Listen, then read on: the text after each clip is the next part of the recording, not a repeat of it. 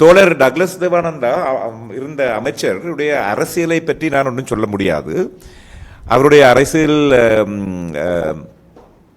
பாங்கு, அவருடைய அரசியல் கொள்கைகள் நான்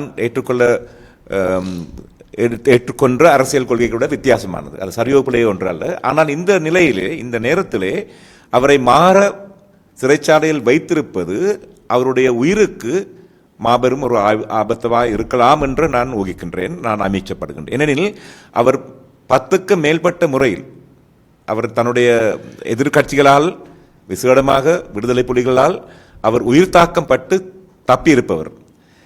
இதே அரசாங்கத்தின் கீழ் இருக்கும் பூசா கேம்பில் அவர் மரண அடி வேண்டியவர்.